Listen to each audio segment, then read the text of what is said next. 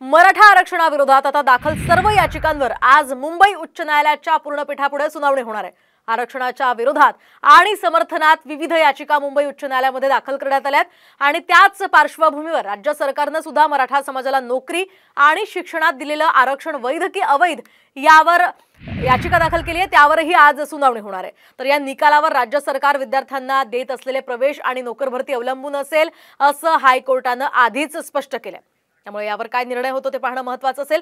या संदर्भात आपण अधिकची माहिती जाणून घेऊयात आमचे प्रतिनिधी सचिन गाड यांच्याकडून। सचिन, काय अधिकची अपडेट आहे त्या संदर्भात? नक्कीच मुंबई उच्च न्यायालयामध्ये अनेक याचिका दाखल करण्यात आल्या होत्या मराठा आरक्षणाच्या समर्थनार्थ तसेच त्याच्या विरोधात। या दोन्ही याचिकांची आज मुंबई उच्च न्यायालयाच्या पूर्ण पीठाकडे एकत्रित सुनावणी होणार आहे।